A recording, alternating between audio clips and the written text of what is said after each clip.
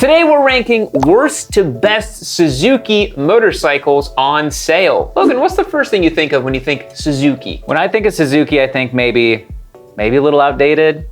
Bikes on the cheaper side, kind of that peaked in 2005 energy. Yeah, I could see that. And then I think also the people online are probably the most annoying of the bunch. Well, let's rip the Band-Aid off. The worst Suzuki on sale today is, of course, the GSX 250R. I have a storied history with this motorcycle. I bought it many years ago because it was the worst beginner bike you could buy on sale back then. And guess what, Logan? It continues to be the worst beginner bike you can buy on sale today. Talking you guys through our methodology here a little bit. We rank these bikes based on fun factor, performance, and usefulness.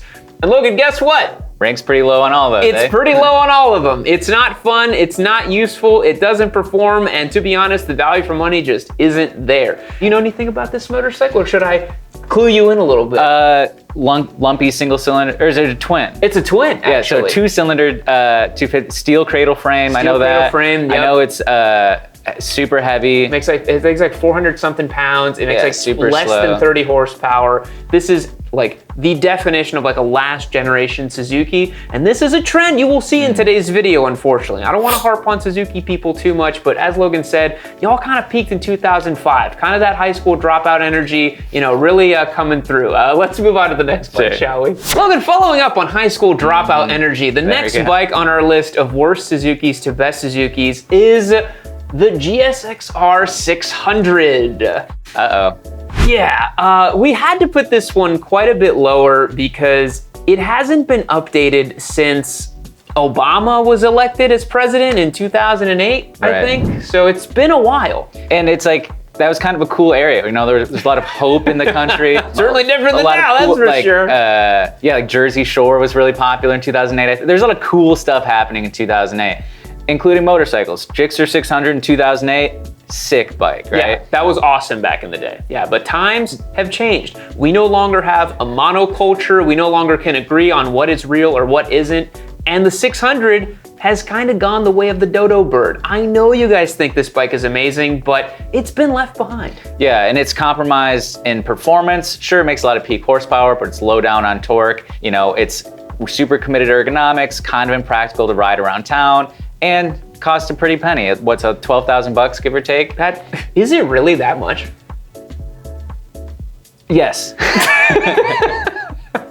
11,000. Survey says yes. That is absurd that it costs that much money. Yeah. So, and for a bike with essentially 2008 technology, it's kind of hard to make a case for it. The question is, at what point are the metal presses that Suzuki uses for all the castings on these just starting to get worn down? You know, to where like people are gonna start looking for the early gens because they've been using the same presses for 25, 30 years. You know, GSX-R 600 has to be one of the worst bikes you can buy brand new. Now, I want to say, I'm not saying you should never get a GSX-R 600. I actually have one right now for some godforsaken reason. But brand new, that's a pretty small brain move to get one.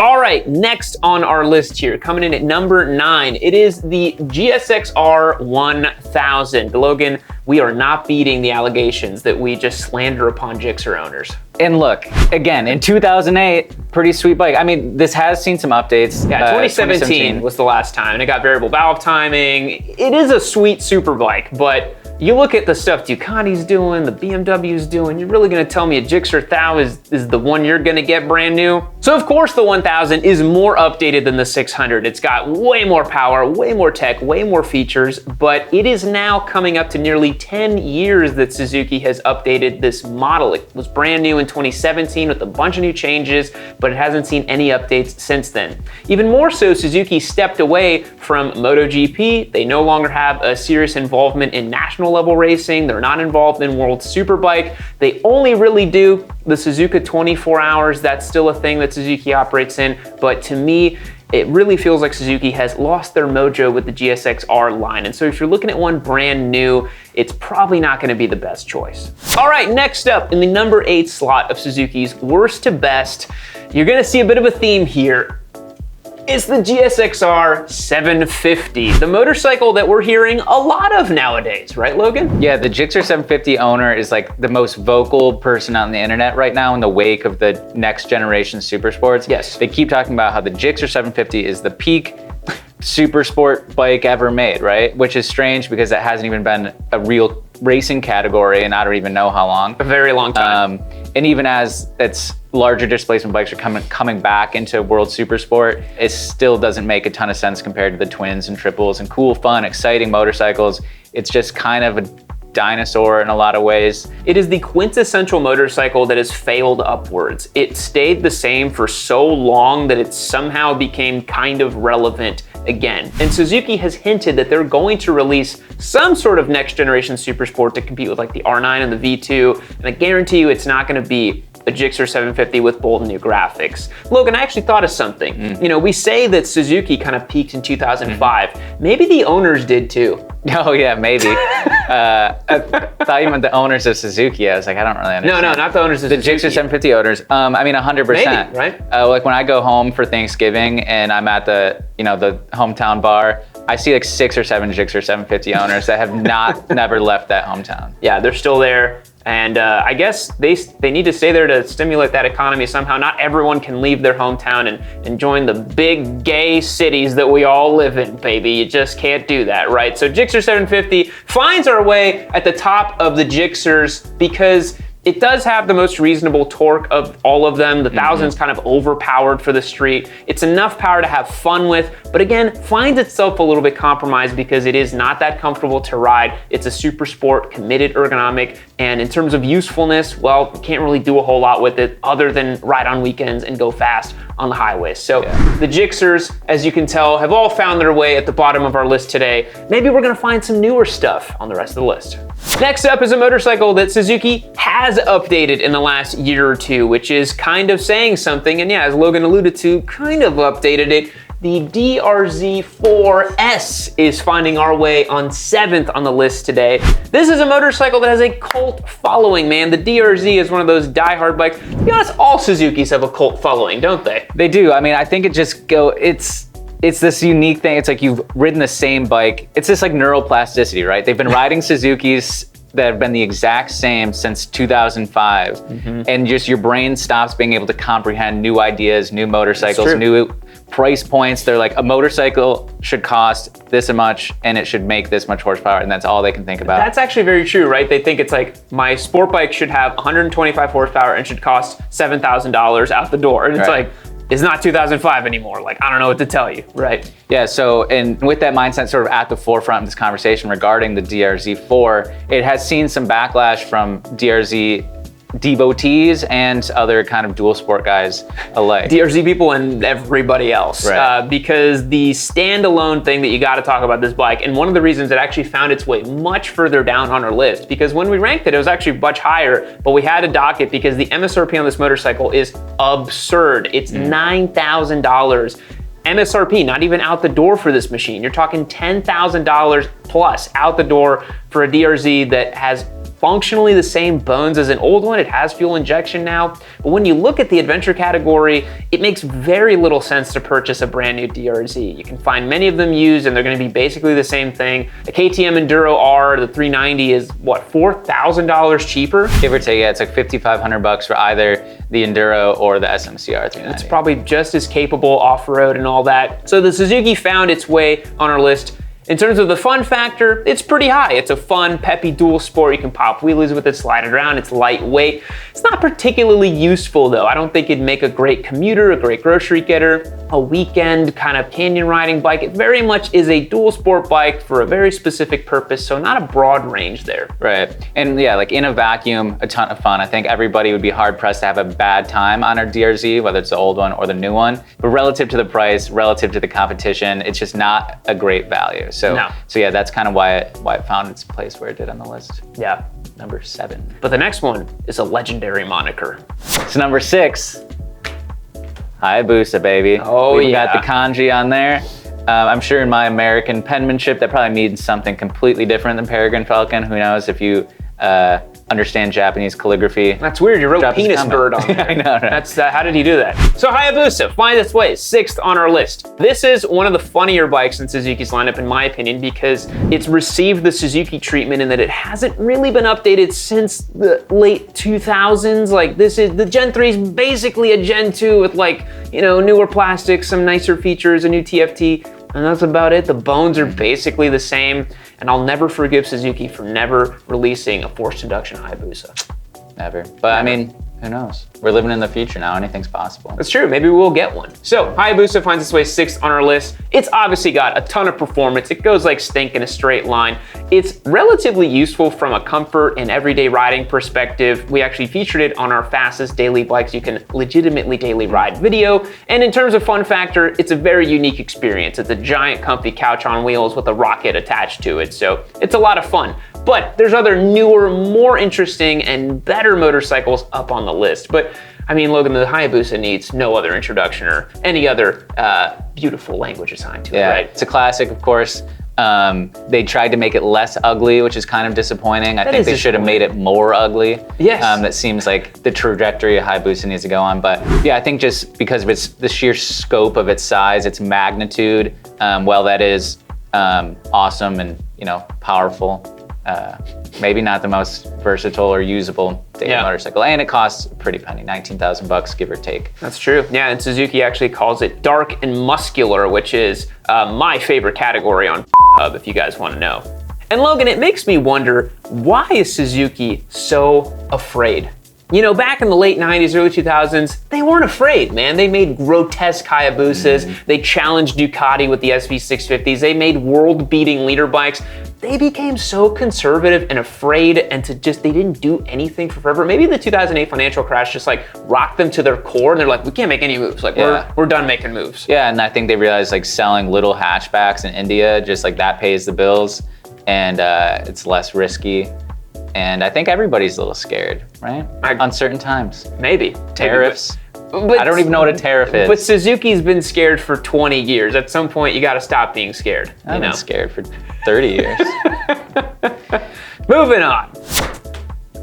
In the number 5 position today, we have the GSX 1000 GT Plus. Not the regular GT, not the GX Plus. Yeah. Suzuki is the only manufacturer that lists crossover as a genre of motorcycle.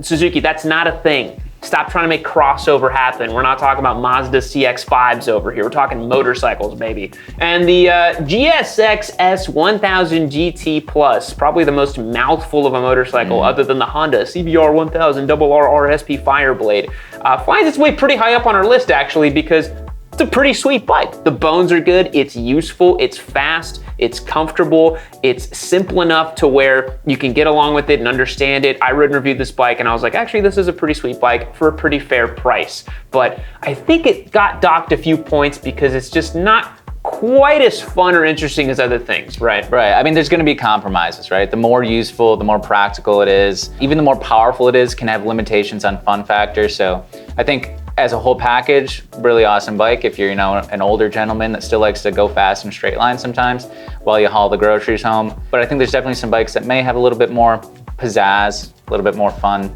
Yeah, and I don't know, for me, I can't quite stomach paying $14,200 for this bike knowing it's got a K5 Gixxer motor in it, And at this point, it's just sort of like a relic, It's like how they sell those novelty coins. Remember the infomercials for the novelty coins? It's like that. That's what buying a K5 Gixxer is. It's an infomercial coin. Yeah, it would be like if you went to Ford and you'd bought a Mustang and it has the old 1980s 5.0 in it, and they're like, it's still good, baby, still works. And you're like, well, surely you could have done something with this engine by now. But Suzuki people tell us they peaked. That's it. That's the greatest motor ever made, and nothing ever is going to change that. Granted, I think a K5 Gixxer motor is a little bit more of a feat than a 5.0. The old 5.0 engine. I needed something to compare it to, and I try to be incendiary as possible. Moving on.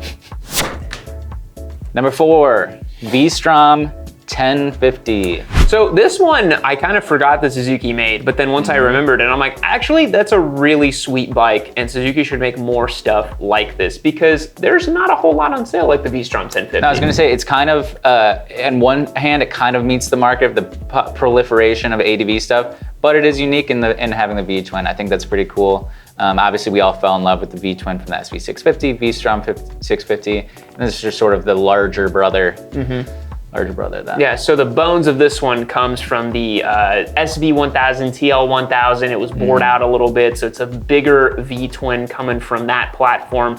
And that is kind of an old school engine, but I think the 1050 is pretty well executed as a full-sized adventure bike. It's pretty well equipped for what it is. It's a pretty value-driven motorcycle. I think it's Suzuki doing the best version of itself, so to speak. It's using a great characterful engine that's different than other things that are in the category, and yet executing it pretty well. I would happily take one of these. It's just like a fun bomb around commuter bike. It spiritually meets the moment to me. Yeah, for sure. And the only thing that I think could make it better is if it had an air-cooled boxer engine in it. That's true. That's true. The only way this bike would be better is that an air-cooled boxer engine in it. Yeah. Now, I did mention that many of these are awful buys brand new, and part of me does think that buying a brand new V-Strom 1050 might be a bad buy, because I have seen no less than 20 of these throughout my years on Facebook Marketplace and Craigslist, like just beautifully appointed, well sorted, like V-Strom 1000s or 1050s from a few years back, going for pennies on the dollar. So if you know how to hunt, you can find one of these for like $6,000 with like color matched panniers and all the good stuff. Before we get to the next motorcycle on the list today, it's worth mentioning, of every single thing on the board right now, the DRZ4, kind of a caveat, is all based on existing technology, right? Like these are all old, late 90s, early 2000s engines. The DRZ4 is an all new engine, but exact same geometry, bore and stroke. I think they just made new casting molds or whatever for it. So it's like now, in the top 3, we're finally getting like new engine designs from Suzuki. So that in itself should tell you something about kind of their business model. But on that note, next bike. The number 3 position, the GSX 8R or S. We chose the 8R because we think it's a little bit more handsome. I think it does a little bit more than the 8S, and it's a really great bike. You know, I think it's Suzuki, similar to Harley Davidson, when they wake up and they decide they want to do something, they do it really well. You know, but Suzuki, 10 years late to the parallel twin party, their first 776cc parallel twin. It's got the cross balancer shaft. It's a little less vibrational than the other ones. Still a 270-degree crank, nice and barky. But it's still, you know, that old conservative Suzuki like kind of thing. So everything is exactly as you would expect. It's nothing crazy, nothing weird. It's just like a very buttoned up, well executed middleweight sport touring bike. Yeah, and I mean, those are kind of all the rage right now. Maybe not necessarily the sport touring element, but the middleweight parallel twin cross-platform motorcycles, everybody's doing it because it works. People like it, they're affordable. Because they're cross-platforms, they can sell these bikes for pretty cheap. The 8R, under $10,000, which is kind of a bargain when you think about it. And it's got, you know, ride modes, quick shifter, fun engine. It's kind of everything you want for an average Joe intermediate motorcyclist. And you might be wondering, well, wait a minute. What about the 8T and double T? Those are amazing. Those are some of the best things Suzuki's ever made in years, but I don't personally want to spend $2,000 more for a gas tank and green paint, so I would happily take an 8R or an 8S over the new T or double T. CF Moto looking ass. CF Moto looking ass with the cheese ball 8 on the side of the gas tank. Why are we applauding Suzuki for this thing, man? Come on, it's an XSR 700 with a little bit more punch, please. Number 2, that'll have to do.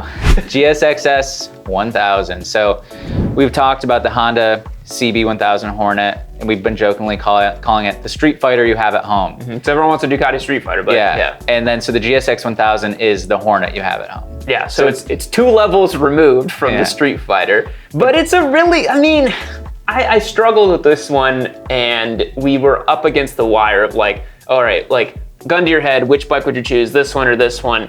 And we chose this one for number 2. And the reason is, like, I think it's reasonably well updated enough and provides enough value such that it is just like an honest to God squid piss missile. This thing is $11,900. You get 150 ponies, K5 motor, superbike frame, which is really cool, right? Because the Honda Hornet, say what you will, it's a tubular steel frame, it's a bit of a parts bin bike. The GSX 1000, it is a naked superbike, which is pretty sweet. It's not some hodgepodge bike, similar to the MT-10 in that way. It's a real proper bike that you can do some serious damage with. Yeah, and just price point alone, it's like, you know, it's what people were so excited about the Hornet for. I think all just kind of forgetting that this motorcycle existed, Totally. you know, because sub $12,000, like what, 150 horsepower or something, inline four scream. Kind of hard to beat that. Yeah, if you just want a bike that's kind of comfortable to ride, that you kind of want to get blown off like a sail in the wind on the highway. But yeah, for somebody that's looking for speed, kind of comfort, kind of hard to beat. Yeah, it's relatively useful, right? Like it's a naked bike, so you could theoretically put a tank bag on it and some luggage or something like that. It's not gonna be the greatest thing on the highway or for a long distance commute, but you could certainly commute with this motorcycle, ride around every day. You can hang out on the twisties with it. It goes like stink. It's really, really fast. And I think that it has enough performance and fun factor to keep you entertained. And you're gonna be really happy that you cut a check for, I mean, you could probably pick this up out the door for 11 grand all day at your dealer. Sure. They're not selling many of these because there's so many other naked bikes in the category, right? But I mean, it's crazy when you think about it. If you could get one of these for 11 or 12 grand out the door, you go next door to the Ducati dealership, they'll sell you a Street Fighter for 30 grand out the door. I mean, I start to understand the Suzuki Sims plight, you know? I mean, that's pretty crazy because like, what does the Street Fighter do that the GSX S1000 can't do? I mean, not a whole lot. V4 sounds. That's fair. Yeah. And the Ducati badge, it's pretty sweet. You get a nice boyfriend with that bike. Find a nice gas station, pick you up a nice fella. That's the real Suzuki thing to do. All right, Logan, what's our final bike? The best bike Suzuki has for sale. This is probably gonna rustle some feathers, but we're looking.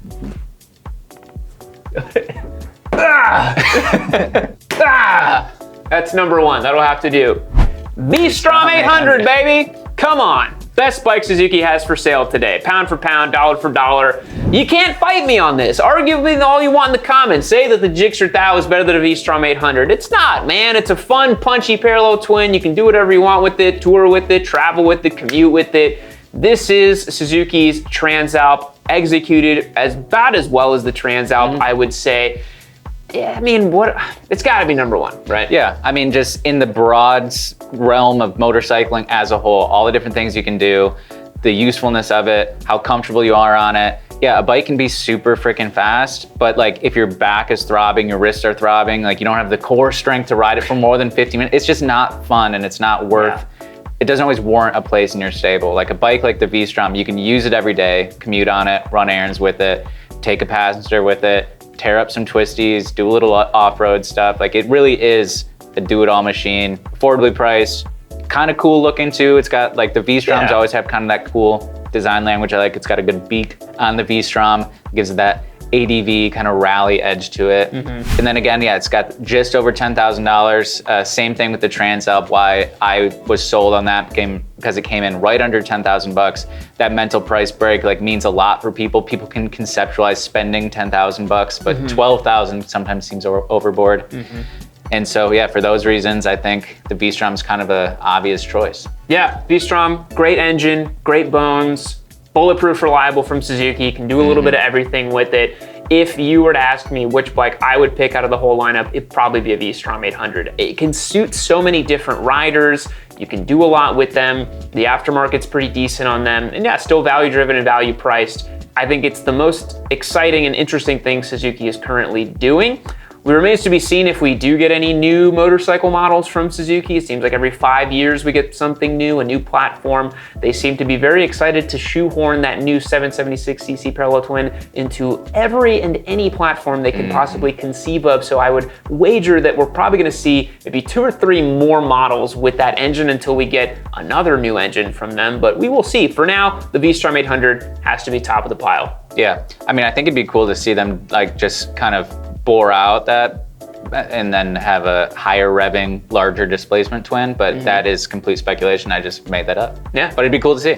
Yeah, it would be cool. And then, I don't know, maybe bring back another V-twin, or maybe make a triple. I don't know, go crazy, Suzuki. Or retain your bona fides and keep making inline fours and then appease the street squids that will never have their scream silenced. So don't let me silence your scream. Go to the comment section right now and let us know what you think about today's video. Did we get it right? Did we get it wrong? Do you agree with our rankings of the Suzukis? I think everyone can agree that the GSX 250R is the worst bike that they currently make. I don't think that's up for debate. If we can all agree on anything, we can agree on that. You know what I mean? Like that's an issue that unites us, much like Jeffrey Epstein. It's something that brings us all together and we all agree on what the correct idea about it is. Yeah, we need to release the GSX 250R list. It just exposes all owners. Yeah, and then we get them out in the open. Who are the depraved among us who went and bought one brand new? I would actually be on that list because I did that in 2021. So don't release the lists. I'm on them, folks. Be careful. So if you enjoyed today's video, hit the link over here. So we ranked all the best Hondas for sale. We're having a lot of fun ranking and choosing these bikes. Let us know down below what you think of today's video and join as a member over on Yami Noob and support the show. Thanks so much for checking out today's video. We appreciate it. We'll catch you in the next one. See you later.